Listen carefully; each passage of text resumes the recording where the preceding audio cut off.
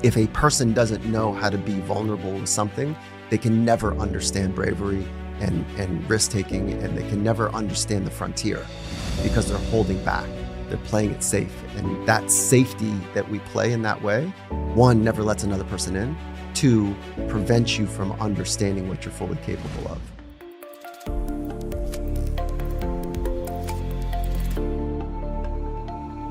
Welcome back, or welcome to another Ask Me Anything on Finding Mastery. I'm your host, Dr. Michael Gervais, by trade and training a high-performance psychologist. And the purpose behind these conversations, behind these AMAs, is to hear from you, to explore the topics and questions that you have been wrestling with on your path to becoming. So we're back for AMA 15 with our incredible co-host, O'Neill Cespedes. And we've got a fun one for you today. You hit us up with some great questions. In this episode, we're going to explore how humor can be a powerful tool in high-performing environments, the intimate link between physical pain and emotional well-being, the changing definition of manhood, how to practice psychological agility, navigating the shame of dealing with invisible struggles, setting intentions for the new year. And we're getting into so much more than that as well. So with that, let's jump right into volume 15 of Finding Mastery's Ask Me Anything. Dr. Mike. Yeah. Happy New Year. I mean, how did it happen this fast? We're getting older, that's why. Yeah. You know how I go. Happy New Year to you as well. Hey, let me, well, thank you first of all, but let me congratulate you. Yeah. USA Today. I know. How about it? Debut number 10. That's big time. You know what? Our community came together. So what a treat, what a surprise. You know, like I had this thought that there was something happening with the concepts in the book. Yeah. And it was private. And then, you know, kind of ship it and see if there's a little bit of traction. And I knew our community was going to show up. The Finding Mastery community was going to show up and they did. And then it just one level out, another level out. And all of a sudden, before you know it, like number 10 on the USA Today best. That was such a surprise. Well deserved. Yeah. So stoked. It's been really fun. So thank you. Of course. So, you know, I know you're becoming big time now. So no, stop. I just want to be your security. Yeah. I want to be the guy that's like, Dr. Mike can't talk right now. Oh my God. We're going to the clubs and be like, hey, we're with Dr. Mike. You let us in? Oh my God. Yeah. I don't think that card comes with no USA club Today. entrance? No, I don't think that card came. All right. Yeah. Card comes in the mail, right? Yeah. I mean, I think so. Yeah. Right. Yeah. I just didn't get that one. All right. Okay. Well, all right. Hey, how do you celebrate New Year, New You? Like, what do you think about that? I mean, I don't really subscribe to it, you know, because I think it's cliche. Yeah. But then I'm the person who always goes left when people go right. So maybe I'm just doing that just for the hell of it. You know what I'm saying? I don't know. Well, I do like the science that when you can find moments to start or restart, you know, like I do like that bit of research. Like a Monday is a way to start new. Yeah. And a Wednesday could be a way to start new as well. Yeah. You know, like beginning of whatever, turning over a new leaf, wherever you can find those moments. I do like that ability to recalibrate, to reset. And it can be daily, weekly, it could be annually, of course. The research is very clear that resolutions don't hold. And so you're not going to hear me talking about resolutions. That's not going to happen. You know what? I think I'm lying to you. Oh, you've got resolutions. I don't, not outright. I don't say it, but I got up this morning and I said to myself, man, I need to start mobilizing in the morning. I got up like at 5 something this morning because I hurt my back years ago doing jujitsu, and ever since I hurt my back, it's killed a lot of my flexibility. So I got up this morning and I was mobilizing, and well, let me back up. When I hurt my back, I'd fallen into a depression because the next day after training, I couldn't get out of bed to use the bathroom. I literally had to drag myself out of bed. And there was a time before that I just had made the decision, okay, I'm just going to, I'm going to use the bathroom in the bed. I can't move. It was that bad. Whoa. Yeah. And then eventually I just fought through the pain and dragged myself to the bathroom. But I fell into a slight little depression. And then it dawned on me after that as my back started healing up. So is that the macho way of saying I was really down? I mean, yeah, you're right. I was kind of down. I wasn't depressed. You know what I'm saying? Okay. Yeah. So depression, mild, moderate, or severe? Come on, man. Mild. Dr. Mike, come on, man. Mild. Was it? It's about as far as it'll go. Yeah, I was like, it's hurt. It's about so technically, mild, moderate, or severe are the ways that a classically trained person would think about when someone says the word depression. Yeah. Now, if you felt just like you were, I don't know, like, but that's like a more mild. Okay. And if you're like in that moderate, severe, it's like severe is like, man, something's not right now, and like I'm a little scared about how down I am, and it's dark in here, and I can't shake it. It's not like I'm going to this place. I'm just saturated, and it feels like I'm in quicksand, and I'm trying to get out of it, but I just can't. And man, there's this hollow feeling, and there's an emptiness, and like I feel hopeless. I think I kind of suck at life. I think you suck too. I think it's always going to suck, and I think they suck. Like, what are we doing? So that it's like severe in that way. And then moderate is somewhere in between the two. And so have you had an episode before of clinical depression? What does it mean when you cry? Oh, that's normal. Okay. I was crying. I had crying depression. Yeah. Okay.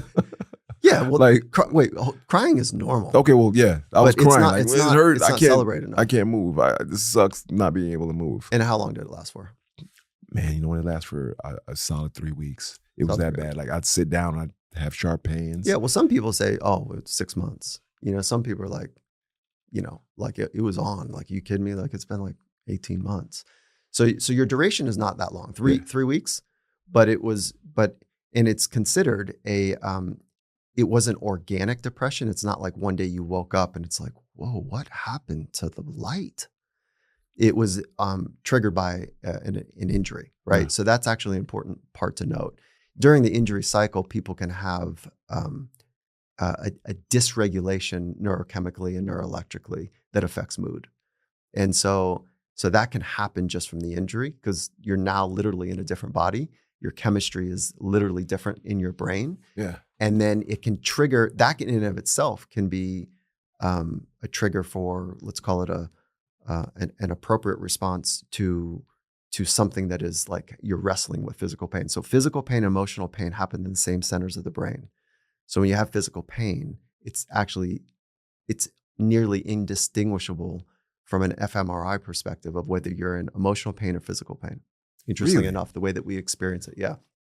So this onset was triggered by an external event, an injury. That's important to note.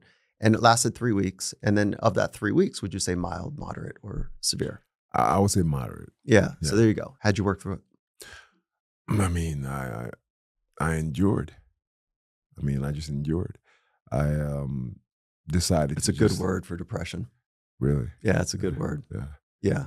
Did you reach out? Did you mobilize your external resources? Did you? I went to a PT, if that's what you mean. Yeah. That's one way. But like, did you tell people that like, hey, I'm not like feeling like lonely and kind of overwhelmed and like, I feel just sad in a new kind of way? No, I did not do that, Dr. Mike. I just said my back is messed up. Mm-hmm.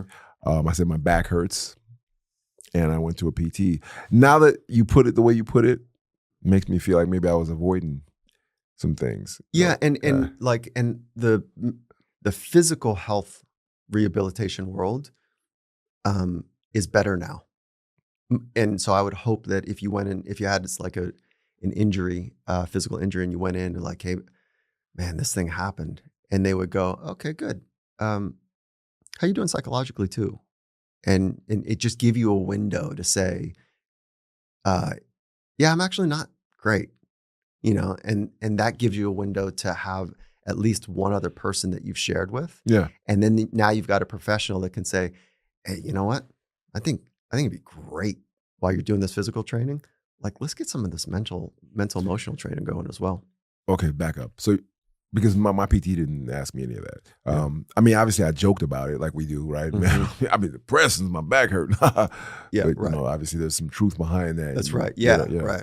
But no, you're saying now that's being explored now. We're better. The industry is better now Yeah. at that because hand in hand, like physical, emotional, mental, all of those forms of wellness are so intimately tied. When one is wobbling, the other two are definitely are impacted. Yeah. And so, like, go back to that phase, that time. You're literally in a different body, okay, when you're in acute injury. And so the neurochemistry, neuroelectricity is impacted, which can change and have a radical impact on your mood and your sense of emotional well-being.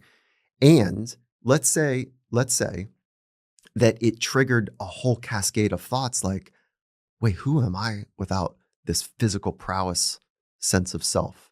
Yeah. And am I going to be able to go after my dreams of, a jiu-jitsu world championship one day? Or like, how are people going to see me? Like it can go in other directions too. And so that's the psychological bit as well. You know what? Damn. That's exactly how I felt. It made me question, who am I without my physicality? Yeah. And I need to be more than my physicality. Two things were going on. That and So that's a little bit of a wake up. yeah, a huge wake up. That's a bit like, so post-traumatic, you are not in PTSD, it sounds like, phase, but like when we go through traumatic, mini, big, whatever traumatic experiences, we can come through them significantly better. We have those wake up moments like, wait, hold on. There's more to me. I've been holding on to this physical part of me and wait, this is kind of scary. No, shut that shit down. No. Like, I just got to get better. Or, wait, what is this other part of me? Like, let me explore this emotional bit. Let me explore the future in a more dynamic way than just being seen a certain way. Man, that's so crazy because when I watch IG influencers and, shout out to them, no hate at all. But when I watch them and they have the voiceovers about getting through tough times in life and this, that, and the other, they're using some quote from some general or philosopher or whatnot, but they're lifting weights at the same time. I kind of laugh inside because I'm like, man, if you're only defined, I'm not saying that they're defined by this, but if you're only defined by your physicality, whether you can fight really well or whether you're extra muscular or whatever, and you lose that's taken away from you. Mm-hmm. You can fall into a deep, insane depression and feel like you're a prisoner in your own body. 1,000%. This is why it's so important. We are not what we do.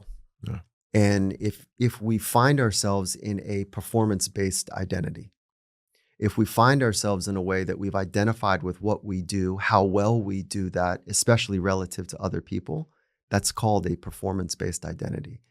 And our world is obsessed with performance. We live, especially in the West, we live in an obsession about how well you do, right?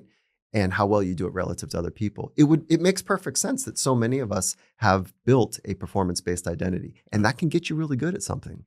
Because every time you go show your thing, you're just not doing the thing that you love to do. You're actually trying to demonstrate and recalibrate your sense of worth. Yeah. Because my identity is tied to how well I do what I do, and I'm going to show you how good I am. Boy, don't stumble now. Because there's so much on the line. Do you relate to that? 1,000%. Yeah. 1,000%. And even now that I'm fully aware of it through that, that injury, I try to, become a more learned individual, right? Read more, pay attention to the world more, be in tune, look at nature, this, that, and the other. But thing is still there where it's you got to do, we all need to do real work on that. Yeah. And so these wake up moments, like with an injury and we're left with our own self in bed, because we can't be physically mobile. Yeah. And we're left with our own devices of our own mind. Man, sometimes we got to wrestle with dragons that feel bigger and stronger and are a bit haunting and scary. And when we go into that den and when we're quiet, we can't have that physical prowess that we normally might have. And you're left with your own exploratory mechanisms of like who you are. That's incredible. And so if you can drill down to the question, who am I? Yeah. And bang on that question, no, who really am I? And explore it and get quiet with it, write it or meditate about it. And then ask yourself like, again, no, who am I really? And keep going and keep going. That's, for me, it's been a 25-year question. 25 years I've asked that question. Yeah. And it's still hard to put in words. Yeah, it's funny. When I was a kid, my mom used to say that to me all the time. Go sit in a room and just think about who you are in your life all the time. But I thought she was just punishing me. You didn't know the I wisdom. didn't know the wisdom. Yeah. You know? But Yeah. that's, yeah. Let me ask you one more thing.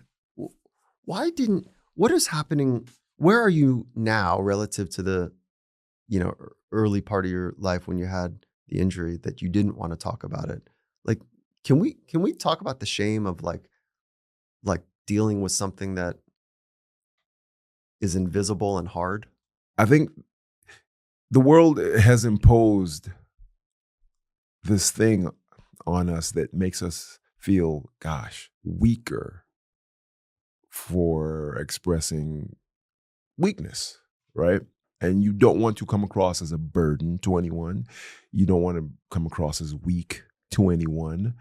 And let's just be honest, people are more attracted to strong people that can endure things, people that can carry the world on their shoulders, and just, you look at them and you want to follow them and you want to be that person, right? You want to be that person. So when weakness hits you, when you feel beat, when you feel less than, when you feel like crying, when you feel like you're in a dark place, you want to mask it. I know for myself, I've always been able to, no matter what I was just saying this to somebody the other day, you'll never know. I was arguing with someone and I was like, man, you'll never know when I'm going through something, because I don't throw my problems on people, because I was upset with them for going through what they were going through and taking it out on me. And I was like, see, that's different between me and you. I was using it as a weapon. See, if I have an issue, you'll never know about it. I'll just carry it and I'll just deal with it on my own. If I have to lock myself in a closet, sort through it, cry, scream, whatever, and I'm gonna come out and I'm gonna have this mask of a happy face on, And the strange thing is, after I said that to them and I felt like I was winning the conversation, I thought to myself, like, I could be poisoning myself. Yeah, right. Yeah, right. Yeah. So, and how do you view vulnerability relative to the concept of strength? Theatrically, I think vulnerability is beautiful. I want to see it on film. Yeah. I want to see it on the screen. I want to see someone cry. I want to see their flaws. Do you want your partner to be able to go to that place with you? They can, but I don't know if I want to do that realistically. That's why I use theatrically. Realistically, I don't, I don't want you. I'm still bouting with it, I want to do it, but I'm just like, gosh, well, how are you going to look at me? Do you think I recognize that. Yeah. I recognize that in me. And I think that's what we all want, is we want our partner to be vulnerable. We want others around us to like show their real self, so we know how to trust them, so that we can be in service of helping them. It gives us a job too, right? It's a very selfish way to go through life, actually, is to only, is to not give yourself fully to another person, is a very self-serving mechanism. I'm not going to be vulnerable, because then that's what risk is I'm risking something. Yeah.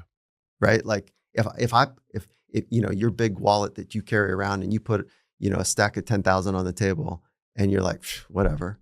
And then I put 10,000, I'm like, hey man, are you going to be okay with my money now? Right. So, okay. So it's right. Like if I'm risking something, then there's vulnerability required.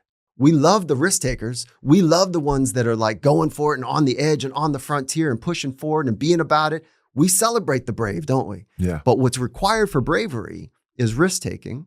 And what's required for risk taking is vulnerability. So if you don't know, I'm speaking now to you in a way that was way too aggressive. I thought you was going to flip the table over. Hey. Yeah, right. No, I was speaking like pejoratively in this way. Like, if a person doesn't know how to be vulnerable with something, they can never understand bravery and risk taking, and they can never understand the frontier, because they're holding back. They're playing it safe, and that safety that we play in that way, one, never lets another person in. Two, prevents you from understanding what you're fully capable of. And so the model is flipping. I don't know if you can feel it. Oh yeah. You can feel it. Oh yeah. Yeah. Oh yeah. Yeah. It's really cool, man. Yeah, like definitely. there's like a cadre of us, you included in this, that are, and it's not just a small cadre, it's like a large force of people that are saying, I'm not fucking doing it this way anymore. I'm not propping up this shiny armor and every day waxing it and making sure this armor that's heavy to operate, that if I don't rust it properly and if I don't shine it properly, it's not gonna work right. And I'm shining and I'm putting resting. I'm putting the oil in it and I'm shining it up every day so it looks good and amazing. And I'm spending so much time on the armor. Like, I'd rather walk around in moccasins and like be like, hey, look, this is it now. Yeah. And we can argue, and I'm gonna be here in the argument, and we can also cry, and I'm gonna be here too. I want to know your pain, and I want you to know mine. And I'm gonna carry your pain, and I hope you'll carry mine. And like, let's go shout at the moon together and get wild. Like, let's go somewhere together. And so that there's the new generation, this new calling for what it means to be a man is happening. Yeah. Yeah. And there's strength in it now. This is not like, there's also another kind of ringing the bell that people are saying right now. Tell me if you're finding this, like, we're losing manhood. We're losing our way. Like, the man of the year is actually a woman. Yeah. And like, we've lost what it means to be a man. I think there is some of that as well. 1,000%. I think there is some of that as well. Yeah. And I also think that it's creating space for people that value being about it, walking the talk and talking the walk, and 100% to your idea, or 1,000% like being the best version of you. And it's not going to happen without the requisite understanding on how to live in the strength of vulnerability. It's funny that you brought up that second part, because feeling that change and what it is, I'm happy about it, because I feel like I have one foot in the old school way and one foot in the new school way. And initially, a friend of mine asked me, he's like, why'd you get into like jujitsu and fighting and all these things? And I was like, to be honest with you, one part because I love martial arts and anime, and I thought those things were cool. But the second most important part was so I could give myself permission to be me, to paint my nails, to dress the way I want to dress. So you don't have to be afraid of being punked by another man. Yeah. And you could square up and say, hey, you can say whatever you want. I could put physical harm into your life. Dr. Mike, you have no idea how many times I've said that. I'm like, I'll beat your ass though. Yeah, I wear a dress, but I'll beat your ass. Yeah, right. Yeah. And it made me feel so good. Man, I feel really nervous about the way I made fun of your blue. Thank you for giving me a pass. No, because you've caught me in that transitionary period. Because now I even realized that was toxic. Transitioning, huh? Yeah, that was toxic. Even creating that it served its purpose. That thing that I created served its purpose. And now I'm realizing now it's a detriment to me. Man, we need you to stand up, to be 100% the person that you want to be that person. We men and women need you. Literally, I'm speaking right to you, need you to be authentic. And to do that fight is a radical fight. Being a man is not about just propping up a certain image. That is so old and tired. And because you poke that man that's just been propping up for a long time, there's not a whole lot inside. Yeah. I'm not getting in a foxhole with that dude. I don't care what you look like, how strong you look. If you get poked and all you have is anger, come on. That's true. That's all you have. Yeah. Come on. Like, you want to be in a foxhole like a one-dimensional person that's going to like turn anger when he gets stressed in the foxhole? Yeah. No, man. Yeah. Like that. Yeah. That's tired. Yeah. Very tired. Yeah. I'm excited for like 2024 in that way. I am too. I really am too. Yeah. I believe this young generation is really leading the charge. I'm all for it. Yes, and. And so I'm stoked, man. Like 2024, I don't make a resolution, but what I do is I set an intention for the year of. Yeah. And so it's just a pretty radical way to think about, like, last year was the year of play. Mm-hmm. And so my thing was like more like a panda. Okay. And I'm gonna need you to explain that to me. Like, I just want to play more. Okay. That was last year. I just want to play more. Yeah. And I think I did a really good job. You know, like, it doesn't mean that I didn't get stressed and like all that did happen and I felt my edges but I just playing. And so the panda, like when I think of like who plays in the wild, Yeah. like no one really screws with the panda. They're so big and strong and powerful. They just roll around, have fun, do whatever they want. Yeah. You know, like they don't have any predators. Yeah. And so because this is like your model, right? Like they don't have predators because they're so badass that they can just play. Oh, pandas are badass? Oh yeah. I didn't know that. See the size of a panda? Uh-huh. They don't give a rat's. They'll roll around, do whatever they want to do. Yeah. And like they play and have fun, and because they don't have natural predators. I love that. I love that analogy. I'm gonna take that. Oh, so you might be the year of play? You don't have to co-sign yet. No. I like that. I had no idea. I didn't know pandas didn't have predators and they just do what they want. Maybe I made some of this up. Let's double check it. But I think it's right. Like I used it. I People used are it gonna be really Googling, well. does a panda have predators? Yeah, I don't think so. But like if you search up like what a panda represents, I was so inspired by that. Like I needed that. Yeah. And so I made a fundamental commitment. This is what the year of is about. A fundamental commitment that my intention for this year is to find ways that I can be more like a panda. I can play more, be more playful in even the seriousness of the things that I'm engaged in. I'll fuck with that. I love that. That's gonna be mine. I love that. Yeah. I'm how serious. about it? Yeah, that's gonna be my intention. If we got a year's end, and so this is a way to kind of think backwards on it. The intention is year of play, and we got to December next year, December 2024. I said, how'd you do? Like, how would you know that you are successful with a year of play, for example? How would I know? I guess I would have to do a recount of like how many times I really, really got stressed, right? How many times I really, really let things overwhelm me. I mean, and I'm good at that because I remember. Yeah, and then and then the way to make that true is like daily. Yeah. Right? Like every day when you think like you're, pulling the sheets over at the end of the day, like, did I play?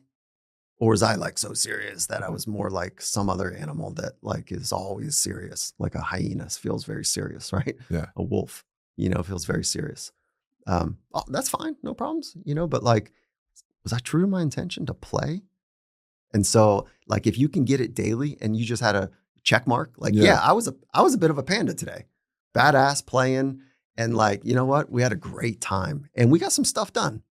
I love that. I'm going to adopt that because I think that's amazing. Because I don't think life was made to be so serious.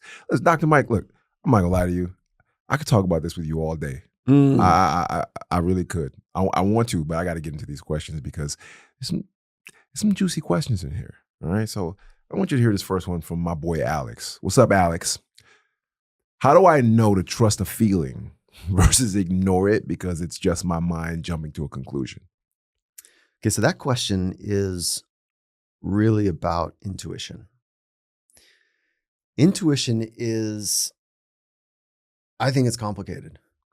And I'll tell you why I think it's complicated. Let me just talk about myself more than I talk about science here for a minute. Is that when I'm in a setting and something's happening, so for 18 years, I built this program called Late Night Sports, a nonprofit program. And it was high-level basketball, not professional, for high school and college age kids in LA. And it was intense. It was an intense environment. It's only Saturday nights from 8 till midnight, 1 a.m. We only had 3 fights over 18 years. And LA basketball, that's like, how'd you do that? Yeah. It was actually the study of my dissertation of the program that we built. And so there's a whole methodology behind it. All that being said is every night, you would know this. I think you would know this. I got really good at tuning to, is a fight about to break out? Yeah. There is a unspoken energy that happens, and it's all micro expressions. It's not even demonstrative like, oh, he balled up his fist. It's not that. It's just this slight little micro expression chippiness that's in the air, and everybody that's in that environment paying attention knows, like Yeah. is hot now, Yeah. and we can cross this line quickly. So I developed this intuition about like when there was about to be physical violence in an environment. So that was tuned and developed over time. And I don't feel like I've lost it, even though I haven't been around that program for a minute. That's a good example of listening to intuition. Okay. And I'll explain how the science of that I think works in a minute. The other thing on the intuition is like when you feel you have a spidey sense that somebody's lying, or you have this feeling that, I don't know, just somebody's not like trustworthy, or you're not sure if you should say the honest, you know, give yourself to this person. You've got some sort of intuition that something's not quite right. Do you listen to it? Is it right? Or are you just playing a game to protect yourself? Is this old scar tissue that's protecting you? Or is it real time, honest feedback that is accurate? It's hard to discern that. Am I being in a protective way, or am I really tuned to what's actually happening right now and this is not safe? So people will throw around trust your intuition. Well, my intuition has taught me to not trust people. I have to second click to see if that's true or not. And so I don't come into environments where I'm like, whatever you say, like I want to chin check it a little bit. So what is my intuition? My intuition says, maybe don't believe, because I had to navigate truth, in an interesting way growing up. So should I listen to my intuition, or should I be more abundant? Should I trust more? And I think this is really tricky because we are working in a non-conscious way so often. There's tons of information that's coming through, and it's being pushed and filtered through our non-conscious system, below conscious detection. And Daniel Kahneman, now I'll get into some of the science. Daniel Kahneman did a really nice job of talking about, two systems that we have, system 1 and system 2. Thinking fast and slow is kind of the groundbreaking work that he had. So system 1 is the intuitive, and it's fast, and information's coming in, bang, bang, bang, and you're always gating out, am I safe? Am I safe? Are we okay? Are we okay? And then system 2 is slower, and it relies on cognitive processing. So if you think about it in this way, and I'm going to mix a couple bits of information, top-down processing takes longer. Let me think about this. Right now I'm up in the conscious brain, and it just happens a bit slower than the fast information that's coming in below detectable awareness. So there's 2 roads that information are coming in. There's the high road, which is the thinking brain, and the low road, which is, am I safe? And it's below awareness. And that's going right into the emotional fight, flight, protection mechanisms. So without thinking, if you said something or moved in a certain way just enough, I would animate all of the readiness to fight you, more like run from you. And that happens without awareness. Bang, it just happens. My body is turned on, and it's to protect me. So intuition is working non-consciously below the level, and we have sensory mechanisms to say, pay attention, is what I'm getting to. So we feel, if we're a sensitive instrument, we can feel when our non-conscious, below detectable thought, we are getting information whether we're safe, whether this is okay or not okay. Should we trust that? Yeah, but if you've been traumatized, and we all have at some level, small t or big T, then you have to do real work to know if that low road, below conscious awareness information that's coming through is showing up accurately for this moment, or it's showing up, it's residue from early trauma and it's carry forward. You have to do real work to understand how to trust your intuition. Otherwise, you're carrying around protective mechanisms that served you well coming through some trauma, but might not be serving you well now. So long way of saying, you got to do work. You got to do real work to know what your intuition actually is, and when it's just there to protect you from a former trauma. And the more sensitive of an instrument you become, the better you are at listening to the feelings that are coming from your body. And it's one of the things, and I'm using that word feelings very specifically, it's one of the really amazing components of being a human, is that we have feelings. We have ways that we're interpreting our external world and our internal sense of safety. And if we are muted because of drugs, of alcohol, of flipping through numbness and social, dumb conversations, dumb music, dumb TV, if we're muted, from any of the things that numb us and dumb us, then we lose the ability to be a highly sensitive, radical antenna that this human instrument is. And I know what both sides of this feel like. And so there's an aliveness that comes when you tune your instrument to know how to work with feelings, to know how to work with intuition. And that intuition is not just carryover residue, sloppily, built-in protecting mechanisms from years before. And so it does require some vulnerability to work at this level. And I'm giving you a lot here. I know I went probably way too deep in this conversation. No. Yeah. You've brought some questions up. So that non-conscious, that low road, your gut, and correct me if I'm wrong here, your gut, so to speak, does that mean that old cliche saying of trust your gut is not so accurate, that you have to learn to trust your gut? You have to train to trust your gut rather than the high road, that information that comes up top, the thinking information? Because it sounds like you just can't trust your gut from what you say. Like you have to be trained, or you have to be trained to trust that gut, that non-conscious information that's coming in. Yeah, it's rooted in survival. That's what we're that's why this mechanism, we believe, Kahneman and others believe, Antonio Damasio has done a ton of real rich work here, is that we believe it's rooted mostly in survival. It's, if you don't have it, life is I don't think I don't think the world is a safe world. I think it's hostile. Yeah. I think it's relatively, it's dangerous. And so if you don't have mechanisms, but I feel safe in it, in that interesting mix. Yeah, very interesting mix. Yeah. Very interesting. Because I was about to agree with you and say, I don't feel like it's a safe world either. What makes you feel safe? Because I know how to listen well to this radical instrument of my physical body.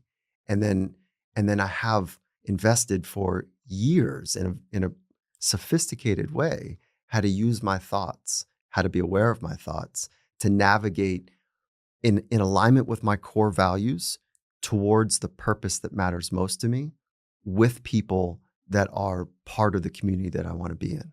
Yeah. So it's values, it's people, and it's working in a hostile, rugged, unsafe environment with purpose towards the future that I'm working to co-create. Yeah. And when you have those abilities in place, and listen, I get chin checked all the time too. When you go to the frontier, you'll find out you don't have it all together. Yeah. If you play it safe in whatever mechanism that you're going to live in, the safety of your couch, let's be ridiculous for a moment, you don't really ever know where the gaps are in exploring your potential.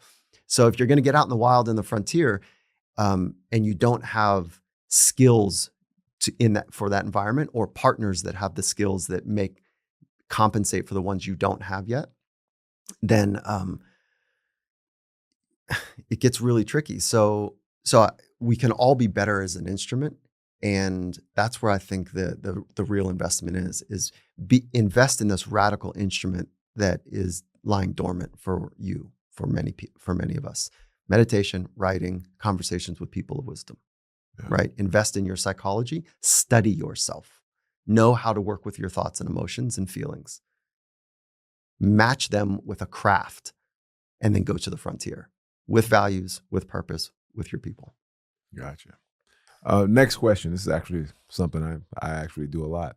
I'm curious about the use of humor as a mental skill in high stress situations or after a mistake. Humor's great. It does so much. And knowing and being sophisticated, not with like being a sophisticated humorist or like a comedian. I'm not saying that, but knowing how to use humor is, I think it's one of the critical skills for high performing, high stress, even consequential environments. Is it like, and I use the word critical because there's a skill to it. And so humor applied at the wrong time, it's no good.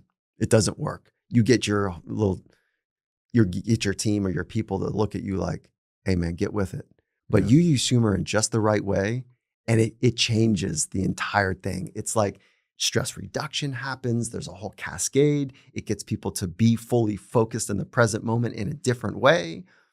There's an exhale, ha, ha, ha, ha. So there's an exhale that takes place. It changes the way that, our heart is functioning, our body tension. Like, it's amazing. It takes levity out of a unnecessarily tight situation. Like, it's really good. And I've seen so much of like great working teams. They have one or two people that are so great at, and you hear it, it's like, oh man, you just know how to say the right thing at the right. That's perfect. Oh, I needed that. That's great. And so humor is wonderful. It can be also a defense mechanism.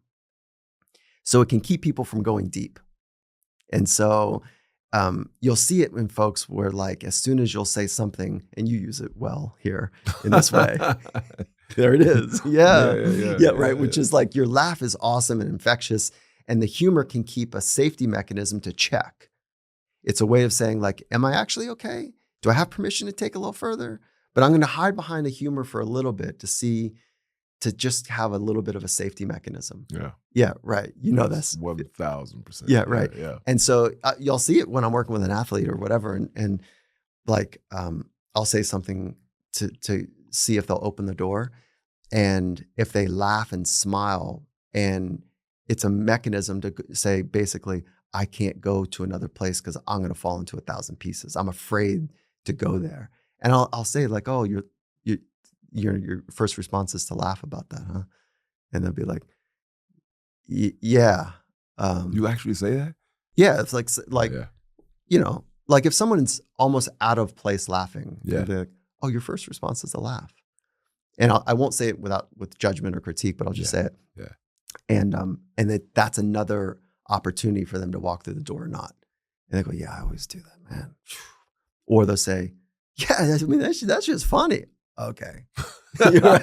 We'll come back to this some other time. No problem.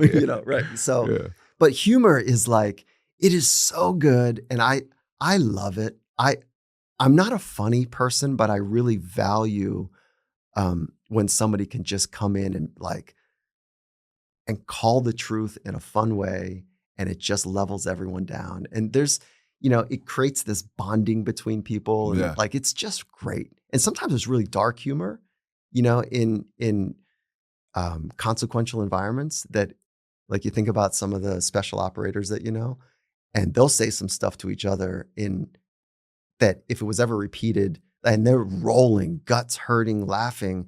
And if it was ever repeated out of context, people would think it was like, that's terrible. But in that moment, if you were there, you'd be like, no, like, you don't understand.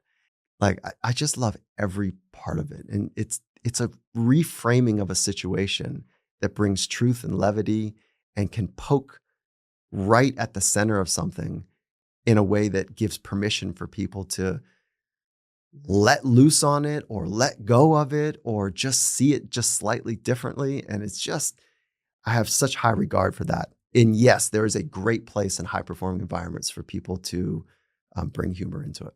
You said you use it, you can use it for bonding. I usually start off using it for bonding to, lower people's walls, disarm them and whatnot.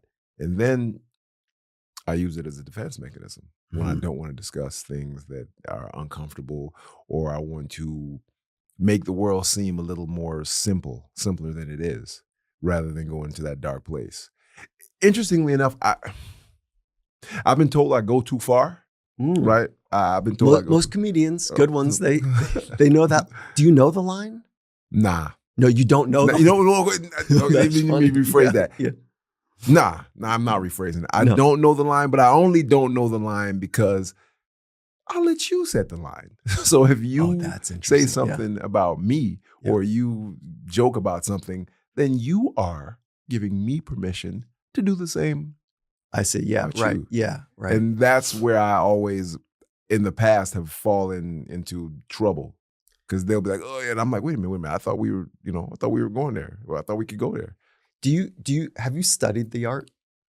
I mean, yes, improvisationally, yes. Yeah. But as far as like formally, no. Well, yeah, that is formally. So yeah.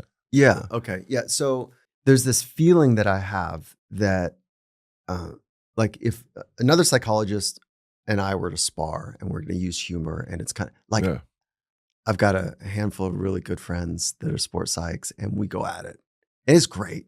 And I'm not afraid to do that with them. Yeah. Like we know our lines, and as soon as somebody responds, with like, we all just pile on, and it's the funniest moment. Like, button found. Yeah. And everyone's like, okay. So it's awesome. But to spar with a comedian scares me. I think they're better at psychology than we give them any credit for. I agree. I think, and the wit and the way to turn something and reframe it in the most clever, honest, biting. We had a comedian on, Michael Rosenbaum, and like the way that he would just fire, I was like always on guard. Like, is he going to take me to a place that like I feel completely naked? And I've just got the highest regard for comedians, and so yeah, I think it's interesting because I often just let you open the door because I mean, maybe I'm just thinking too highly of myself when I say this. I don't think I have a line. You can say anything about me. I mean, anything, and I'll take it. But when you do that, I'm like, you just got to be prepared because I'm coming back. Yeah, and I have found in my life, and I'm sure I'll meet my match, but I have found in my life that a lot of the people I interact with they have a line that's a little, it's a little shallower. Than mine. Right. And I've been reprimanded for going too far. And I'm like, oh man, I thought we could go there. Mama jokes are. Nah, I don't care about none of that. You could talk. My mom could. I mean, no time soon, mom live forever. My mom could be dead, and you can crack a joke on her at the funeral, and I might laugh if it's a funny joke. I probably will laugh, but just be ready for when your mom dies. I will be at that funeral. So there is a line. And no, it's not a get back line. It's just that it's a you open the door for me. Yeah. So I thought, okay, we're of like minds. Because let's just be real. I'm trying to bond with you. Oh, is that what's? I'm trying to bond with you. Yeah. Right, and if you're a like-minded individual, and we can talk about our dead mamas at the funeral. Let's do it, bro. It takes risk now. Big risk. It takes risk now. Big risk. And so, if it's a real place on a team. And so if you've got some humor chops and you're on a high performing team, like step into that a little bit. Yeah. But you can lose the team quickly too. That's the risk. Yeah. That when you are off timed or you've taken it too far or it's too often, your team will let you know, like, hey man, like shut up. That shit ain't funny, man. Right. Yeah. Right.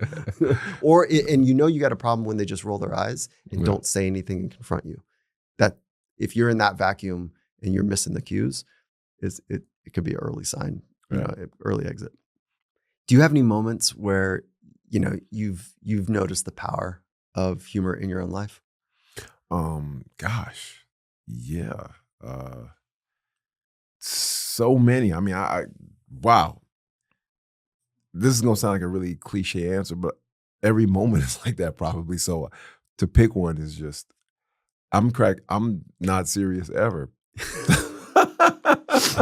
I'm just revealing a major flaw. No, like, do you feel pressure?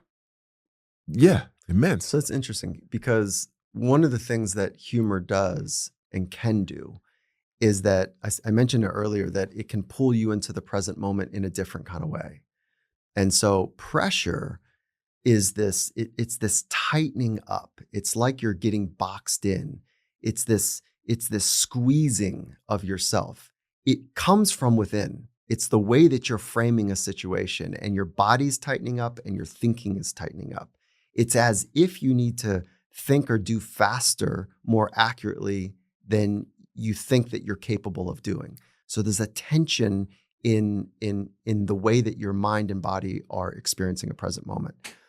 And so when that takes place and somebody cracks a joke, it's almost like it just puts air into this box. Boom, and it's like, oh, like, what was I just doing? Yeah. And so that's where the people in locker rooms that have just something, bang, quick wit, and it just decompresses everything by giving life into a moment by seeing it differently. And that's one of the reasons I think it's so critical for high performing environments. Yeah, I mean, I'm definitely attracted to people that have that ability because you make me feel like, okay, everything is gonna be all right. Yeah, What right. was I serious for? Yeah, let's go. Let's go. Yeah, Yeah, that's great. Yeah. 1000%. People ask me all the time, like, what do you see in a team like during warmups? Like, what are you looking at? I can't tell if a team's ready or not. That's like, we're not there in sophistication of reading body language across big teams. Like, we can get a felt sense, but I don't know how accurate it is. Maybe I'm a little bit more accurate because I pay more attention to that stuff than a technical coach could, you know? But one of the things that I am looking for is kind of the eyes are up a little bit and there's a nod, you know, like, and there's like a way that they're exuding a knowing that they're going to be able to bring their best. They're going to bring everything they got to the situation. And sometimes there's like a deep focus, you know, like, but there's a knowing that they're demonstrating that they're going to bring everything to the situation. And when somebody is kind of big-eyed in a way that, or overly tight, those are the ones that you want to maybe use some humor with, because you can't walk up to them and say, relax, you're okay. You know, that's like the exact wrong thing to ever say to someone who's tight. Yeah. Like that is like, that'll rebound so quickly. Like, one, the narrative of that person is, oh my God, they know. Right. And the other is like, I am fine. And so now you put them in a defensive situation, you know? And so it just doesn't work. So what do you say? What do you? So say somebody is feeling overly tight and they're pressing too hard and they're kind of, the timing is off on something and you can tell it's not smooth, but it's tight. One, you need a reference point to know what smooth looks like for them. So you got to be around a lot. And then the other is like, it is to be able to, you need to have equity in the relationship to have permission to show up and say anything or do anything. So there's got to be tons of equity built and some calibration and permission on what that person wants in that moment. So before I would ever make an intervention like that, intervention sounds so big, but before I would step into that person's process, I would already have a conversation with them like, hey, what does it look like when you're too tight? Oh, this, that, and the other. If I were to ever notice that, would you want me to step in? Yeah, man. Yeah, that'd be great. Like I just get caught myself and I don't know what to do and Like that would be awesome. Okay, like, would you want me to say this or that or do this or that? Oh, none of those. This. Oh, gotcha. So now it's already like the work has already been done. So if I see someone that's tight based on what they've said tight looks like, and I'm seeing it, they've already given me permission. We've already agreed on a strategy, and then I execute that. Yeah. And some people are like, look, walk by me and like, just say I'm fucking leaking, you know, and smile. And that was something that a handful of us would do on the Seahawks is like hip check me, look at me, make it casual, and just whisper in my ear. I'll know that you're laughing inside and I'm laughing inside, that like I'm fucking leaking everywhere. You know, like, hey bro, you're leaking. Yeah, okay, got it. And so that's one example. Another example is like somebody said like, just look at me. And when I see you, you remind me that I'm capable of so much. Just look at me, you know, like get a moment and look at me and like, give me that smile. Okay, cool. Gotcha. Some people say, stay away. Like I got to just figure that out. The last thing I want is any type of, but it's usually very subtle things. It's not a sit down in pregame. It's not that. So it's subtle, it's casual. Sometimes it's like, I don't know, say some stupid joke. Like, Mike, you got a lot of them. Like, just say something stupid. Yeah. What?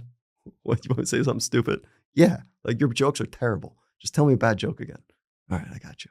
You know, so it's like, And I'm not marginalizing the psychology of excellence. I'm actually finding out what the right rhythm is to work with people that are uniquely different. Yeah. Right. Yeah. And so how do you like it if you're in a competitive space? Man, I'm so glad you asked me that because I was, I want to be given the permission to make as many mistakes as possible. If you let me fuck up as much as possible, I know I'll get it right. Yeah. I'm tight because I'm afraid of fucking up. Yeah. So you would want somebody in your corners like, this is what I would say to you. I would suggest that we do something like, keep pushing, let go, keep trusting. Yeah. You figure shit out now. When mistakes happen, you figure out how to adjust. Keep pushing. Now you know the formula. Yeah. Like you'd want to see the future and embrace that mistakes are all fine, that you're a problem solver, and that's just good information. That type of thing. Yeah. Yeah. Because it's that fear like, oh fuck, I fucked up. And then when you let me know I fucked up, and then after you let me know I fucked up, you tell me fix it. Then I'm like, oh shit, he saw that I fucked up. And now he's telling me to fix it. Yeah, what if I fuck up again? Yeah, right. And then it begins to mount. Mm-hmm. You know, that's really cool. So yeah, that's cool, man. Like, and everyone's got their unique way. You know, some people want to be called out. Like, I've told you 1,000,000 times, don't give him your arm. He's great at the triangle. Like, why would you give him you'll give him your, some people want that. Yeah. God damn. Just you saying it, I'm like, who the fuck wants that? Yeah, right. You yelling at me, I'm running off the mat. Like, I'm out of here. We're all different. Yeah. Everyone's different. Yeah. All right, this next question is from Tom Carroll. Tom Carroll? Tom Carroll. The Tom Carroll? The Tom Carroll. Oh, man. What's up, Tom? Hi, Mike. Tom Carroll here. I was a guest on your podcast some time ago, episode 100. Legend. Well, perhaps back in 2018. He said, it was a very rewarding experience for me. Thank you. Very cool. Okay. Tom had surgical reconstruction of his abductor mechanism, his right hip, performed on June the 26th, and a result of 54 years of high-level surfing. See, I have two questions here. One, can you break down how physiology plays into psychology during downtimes away from our regular activities? Or perhaps vice versa would be more apt. So when we go through, I'm assuming this is relative to the injury cycle. And we talked about it earlier, like with you, is that our physiology and our psychology are intimately tied. So when we think about physiology, you can think about like the electrical and chemical experience that's happening inside the body. It's not that simple, but if you think about that as a way to think about physiology, that in our psychology are the way that we think and we interpret those signals. And so our feelings and emotions, right? Okay, so how does physiology and psychology relate? I'm going to just say that they're intimately connected. There's nothing groundbreaking about that thought. I do want to speak to the injury process. And when you are an injured athlete, that's very different than an athlete with an injury. So there's a squaring of identity that is very important here. So if you're an injured athlete, meaning I identify as being an athlete and I'm an injured one, I'm like a lame animal, if you will. That's a very hard, dark, difficult experience to navigate. If you're an athlete with an injury, so I'm an athlete, which I don't think is the highest order of thinking, but I'm an athlete and I have an injury. So it's like the injury hasn't defined my sense of being. There is a higher level, which is it escapes beyond identity and label. And that higher standard is that this is an experience that I'm having and I'm going to navigate this too. And it could be labeled hard, okay? Or it could be labeled just part of my experience. And so when people are able to navigate the experience as if it was something new, a challenge, an opportunity to learn, an opportunity to get better, if my adductor is down, was it adductor? Yeah. Yeah. My adductor goes down, okay, I'm going to do all that right rehab. And I'm like this full human, whether I'm working through an adductor surgery or not. I'm full. So I'm going to read. I'm going to invest in my love life. I might invest in dynamic vision. I might do some actual work to get my vision right. Because when I get back out surfing or when I get into whatever, if like there's just dimensionality. So athletes that go into the training room, think about a football field or a football team or whatever, it doesn't matter. When they go into the locker room, we all know that that can be a very dangerous experience for them emotionally and psychologically. But the ones that navigate it the best, they're the ones that purpose is big, identity is not locked into just what you do. And it's more like, hey, I figured things out. And I know that sport is a phase of my life. It's really important. And of course, I want to get better at everything I'm doing. I'm going to get better at working through the process of my recovery. And I'm going to take advantage of this time and up level in other parts of my life that I haven't been watering well. Those are the ones that figure it out now. And then while they're in that training room cycle, they're mobilizing their external social resources as well. So they don't feel isolated and lonely and separate. They form their own little mini tribe in that setting. So one of the hard places for the other types of identity of self that are more limiting, I'm an injured athlete or an athlete with an injury. And again, those step differences are remarkable. If you can't get past like the identity piece, be an athlete with an injury versus an injured athlete. Be very clear. Yeah. But one of the dark sides for people is that they see themselves as being an athlete, and athleticism is happening out there in practice or on game day. And they don't see that this rehab process is part of the experience, and they feel separate. So they're like ostracized. And coaches don't like to walk through the training room. They don't, some coaches do not want an athlete that's got a boot on or a cast on to come to practice because it reminds everybody that you can get hurt. That's so old and bad and dumb. That's just dumb. Like get your athlete in the training room. Get your athlete in the meeting room. Have them run coaching sessions. Have them out observing on the field. Now, you don't want to put them in harm's way if they can't get out of the way of a play that unfolds, it spills into the sidelines or whatever. But have them be part of it if you value that person and you value what they're going to contribute when they come back. If you don't value the person and you don't value what they're going to contribute, that's where that fear-based thing comes in, and you want to marginalize them and keep them in the place where injured people are. Forget about it. And so I've seen great coaches that, like at the Seahawks, they would fold them in dynamic ways as quickly as we possibly could.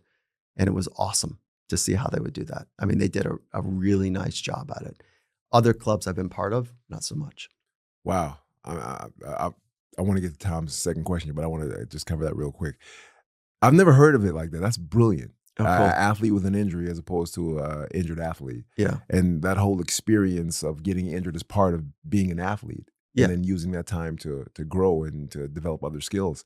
Because I hate to bring things back to jiu-jitsu, but in jiu-jitsu, use that as an analogy. But oftentimes when you get an injury in jiu-jitsu, you would develop other aspects of the game that you never paid attention to because you were so good at doing that one thing. But now that your knee's messed up or your hand's messed up or something, or your neck's a certain type of way, you have to play a certain type of game. And then when you heal up, you realize that, wait a minute, I just developed dimension. So yeah. That's somebody who's able to be agile. So think about flexibility, resilience, and agility. Okay. So resilience is, whoa, I just got knocked back. Whew, adversity. I got to figure out how to put my foot in the ground and get back to where I was and maybe take an extra step. That's resilience. Yeah. I don't think that that's exactly what we want. That's cool. We need it. Flexibility is like, whoo, I'm about to get knocked. I'm down in the splits. You miss me. I'm back up. I'm here. So that's being flexible. Okay, cool. Psychological agility is like, oh, you just knocked me now. Like say we're walking like towards each other and you're like, you're going to knock me off balance. You give me a shoulder check, right? Agility is now that I take that and I can pivot in a way. I can put my foot in the ground, pivot in a way, and come through that experience staying online or just adjacent to where I want to go. And you haven't knocked me back. You haven't stopped my momentum, but I'm agile enough to work and pivot, put my foot in the ground and keep rolling. That's what I'm talking about. Yeah. That psychological agility rests on a whole set of psychological principles and practices to see your current experience as an opportunity rather than a threat. And if you don't invest in that deeper work that I'm talking about, then when something happens, you see it as a threat to identity, to self, to future. Yeah. And that's where we find we're getting knocked back. And that's not exactly the most dynamic way to do it. Yeah. Agility is where it's at. And it starts with the framing is whatever I have in my life, do I see it as a threat or an opportunity? And if you can be on that opportunity side, you just become more agile as a human. And that takes practice. And that rests on being able to be confident and calm and optimistic and deeply focused. And it rests on a whole set of psychological skills that you can practice. Yeah. Just like you practice sets and reps of like mobility work or strength training, you can practice sets and reps of confidence and calm and optimism and. So anyways, I love it, Tom. Come on, Tom. I love that. Keep fighting, Tom. Agile, optimistic, opportunity. That's kind of the worth its weight in gold. This was mad informative, man. I'm glad this new year started off like this. I love this. Me too. Yeah. I mean, year of psychological agility and panda. Come on. I'm a psychologically agile panda. Fuck with me. Yeah. All right, man. I appreciate you. And let's have some fun. I appreciate you too.